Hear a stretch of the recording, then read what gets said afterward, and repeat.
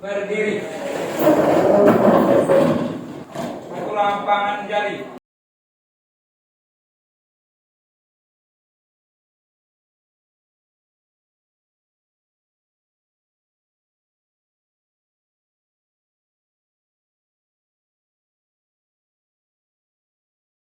Selesai.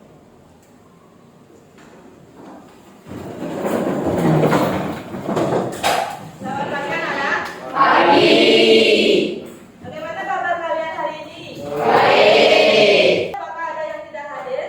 Ya. Jadi semuanya hadir ya? Ya.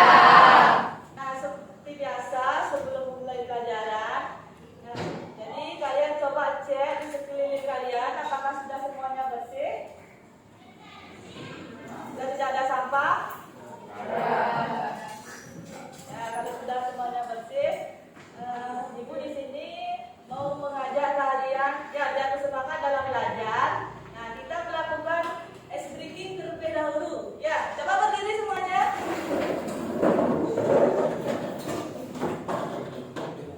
Nah, nanti Ibu akan berikan instruksi. Kalau Ibu misalnya bilang pagi, kalian tepuk tangannya 1 kali. Ya, seperti ini. Kalau misalnya Ibu bilang siang, kalian tepuk tangannya 2 kali. Ya. Kalau misalnya Ibu bilang malam, nanti kalian tepuk tangannya setengah tepuk. Ya, sudah ngerti? Ya. Nah, kita mulai saja. Ya, pagi, siang. Nah, jangan saya yang bertanya. Anda mulai sekali. Ya, pagi. Ya, silakan duduk ya. Bapak. Ya, mungkin kalian sudah semangat dalam pelajaran ya. Nah, sebelum Ibu masuk ke materi, Ibu ingin bertanya kepada anak. Nah, anak pernahkah melakukan suatu kesalahan? Kalau memang pernah, kesalahan apa yang pernah kalian lakukan? Bolos, Bu. Ya, Sri Ananda pernah bolos. Kenapa bolos, Sri Ananda? Karena ada ajakan dari teman hingga saya tidak bisa mengontrol diri untuk pulang sekolah lebih awal daripada jadwal. Karena pengaruh dari teman. Ya, sehingga Sri Ananda ikutan bolos. Ada lagi yang pernah melakukan kesalahan selain Sri Ananda? Siapa itu? Intan. Lupa bikin PR. Apa Intan lupa bikin PR? Karena saya fokus main HP, jadi saya lupa waktu. Lalu fokus bermain HP. Ya, sehingga lupa waktu untuk mengerjakan tugasnya. Nah, mungkin karena Intan di sini belum waktu juga mengontrol diri. Nah, jadi materi yang akan Ibu berikan sekarang itu adalah mengenai kontrol diri. Kalian pernah nggak mendengarkan kata kontrol diri? Pernah. Kalau pernah, apa itu kontrol diri? Yaitu kemampuan untuk mengendalikan diri. Bagus. Ada lagi yang tahu apa itu kontrol diri? Ya, coba Adit. Mengontrol diri menurut saya sih untuk menahan nafsu dari yang untuk negatif. Menahan emosi. Ya, menahan diri. Iya. Nah, kontrol diri. Nah, di sini sebelum Ibu materi mengenai kontrol diri, Ibu akan menyampaikan tujuannya terlebih dahulu. Nah, tujuan dari kontrol diri di sini adalah yaitu peserta didik ataukah konseling, ya, itu mampu untuk mengembangkan kesadaran dirinya. Itu berperilaku sesuai dengan aturan ataukah norma yang berlaku dan disadari atas tanggung jawab. Nah, misalnya kalian di dalam belajar, ya, kalian mampu mengembangkan kesadaran kalian untuk mengikuti pelajaran dengan baik dan disiplin. Nah, selain tujuan umum, ada juga tujuan khususnya. Nah, tujuan khusus yang pertama, setelah nanti kalian melakukan diskusi dengan teman, nah, kalian yaitu dapat menganalisis ya faktor-faktor apa saja yang mempengaruhi kalian memiliki kontrol diri yang rendah. Dan yang kedua, setelah peserta didik melakukan diskusi di kelas ini, nanti kalian juga dapat mengklasifikasikan yaitu aspek-aspek kontrol diri. Dan umum yang ketiga yaitu adalah, nah, setelah nanti kalian melakukan diskusi kelompok, kalian dapat mempraktekkan ya cara-cara untuk meningkatkan kontrol diri. Nah, itu tujuannya. Namun sebelum lanjut ke materi, Ibu akan berikan video. Ya, nanti silakan kalian saksikan. Kalian berikan pendapat mengenai video tersebut. Kalian menyaksikan videonya. Namaku Akmal. Hari ini, hari pertama aku masuk sekolah.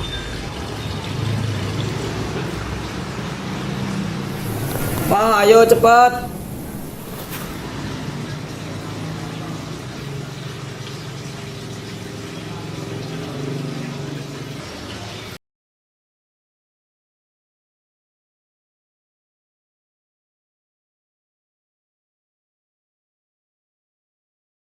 Namaku Rizky. Ini hari pertamaku masuk sekolah.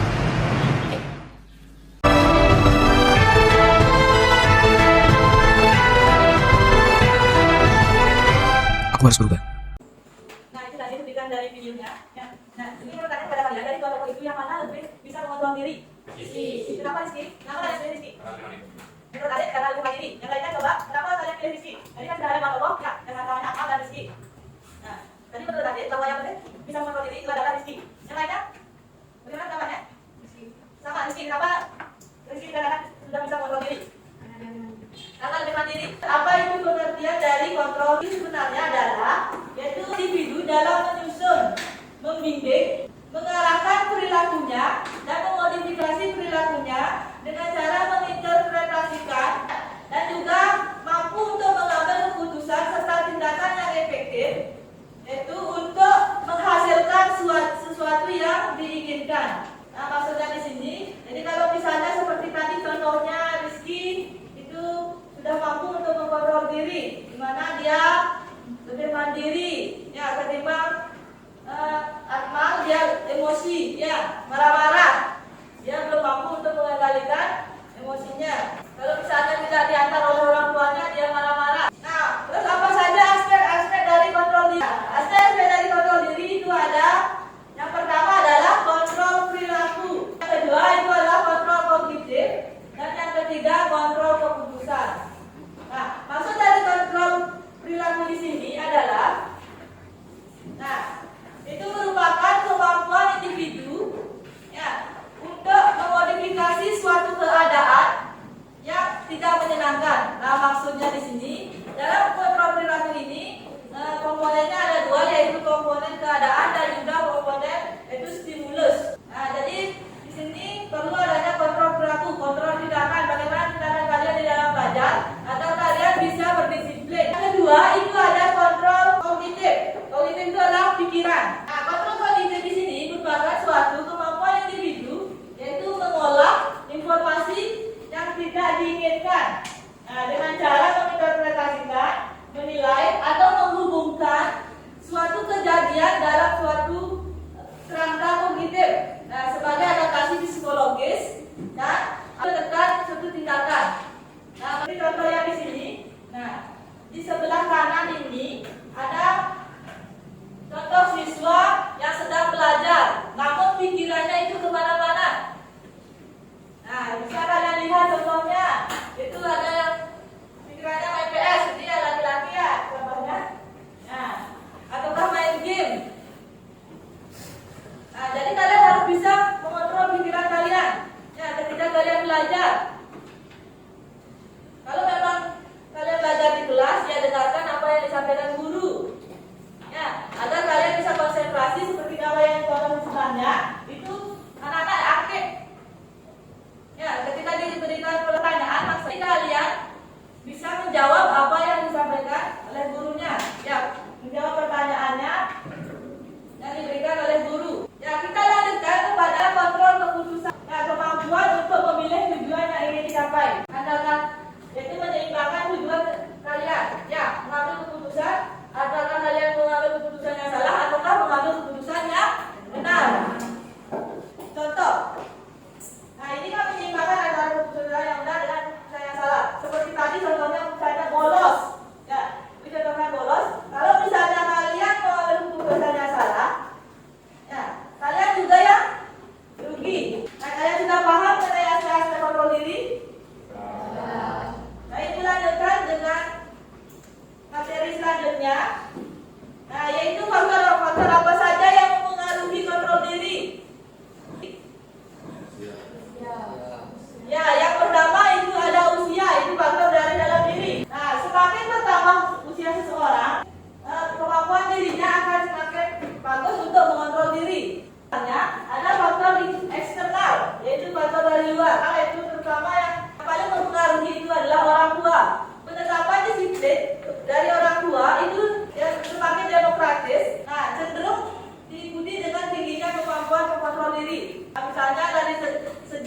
kalian masih kanak-kanak ya, sudah diterapkan disiplin. Bagaimana kalian dari baru masuk itu sudah diajarkan salam sama orang tuanya.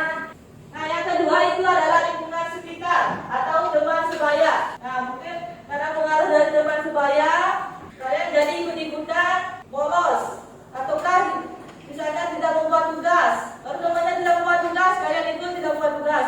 Ini dari faktor eksternalnya. Kita lanjutkan pada materi selanjutnya, yaitu manfaat menerapkan kontrol diri. Apa saja manfaatnya? Menghadapi segala keadaan. Mampu menghadapi segala keadaan. Nah, maksudnya dengan kalian sudah kalian menerapkan kontrol diri, jadi kalian mampu untuk menghadapi keadaan. Yang kedua yaitu mengatur berbagai kepentingan. Maksudnya di sini mampu mengatur kepentingan di sini. Saya harus mendahulukan mana yang lebih penting ya. Saya sebagai siswa, kepentingannya apa? Belajar. Selain itu apa lagi? Membuat tugas. Nah, kalian harus bisa mementingkan itu ketimbang misalnya kalian lebih banyak bermain. Jadi kalian lupa waktu sehingga tidak mengerjakan tugas. Nah, yang ketiga yaitu memiliki inisiatif yang tinggi untuk diri sendiri. Mampu memberikan arah tujuan yang jelas. Selanjutnya yaitu mampu untuk mengendalikan emosi dan frustasi. Nah, kalian ketika menerapkan kontrol diri setiap hari, jadi kalian mampu untuk mengendalikan emosi kalian. Selanjutnya yaitu mampu menjadi pribadi yang kuat. Di sini ada cara-cara dalam meningkatkan kontrol diri. Yang pertama yaitu menghindari godaan. Nah, misal contoh pada saat seperti tadi kalian diajak oleh temannya, kalian bisa sedikit menghindari yaitu ajakan dari teman tersebut. Nah, yang kedua yaitu mempelajari cara mengelola stres. Yang ketiga, prioritaskan suatu hal dengan bijak. Dengan membuat jadwal, kegiatan kalian akan bisa teratur. Nah, dan yang keempat yaitu memaafkan diri sendiri. Jadi ibu sekarang akan memberikan LKPD, yaitu lembar kerja peserta didik tentang kontrol diri. Jadi kalian bentuk 4 kelompok ya. Masing-masing ada 8 orang ya dalam satu kelompok. Silakan bentuk kelompoknya. Jadi kalian cari kelompoknya masing-masing ya. Bagaimana Nana, sudah selesai? Ya, Nana di sini memberikan kuesioner tentang kontrol diri. Jadi petunjuknya ada isi dulu identitasnya. Kemudian di sini ada petunjuk. Kalian cetak sesuai dengan keadaan kalian yang sebenarnya. Ya. Terus alternatif jawabannya sudah ada. Di sini ada 5 pilihan alternatif jawaban. SS itu adalah sangat sesuai, S itu adalah sesuai, KL itu adalah kurang sesuai, dan TS itu adalah tidak sesuai, dan yang terakhir STS itu adalah sangat tidak sesuai. Ini adalah tidak mempengaruhi nilai kalian.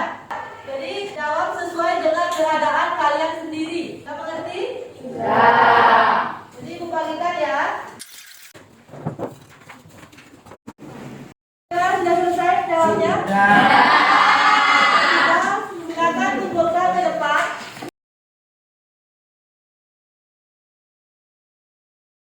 Nah, jadi kalian sudah paham dengan materi yang sudah Ibu sampaikan? Sudah. Nah, baiklah, karena sekarang sudah waktu ya, sudah menunjukkan jam istirahat. Jadi untuk hari ini Ibu cukupkan sampai di sini. Coba refleksi ya, dan kalian pahami tentang materi yang tadi Ibu jelaskan. Ada yang bisa berefleksi? Ya, silakan. Mengenai tentang pengertian kontrol diri, aspek-aspek kontrol diri, manfaat dari kontrol diri, dan terakhir cara meningkatkan cara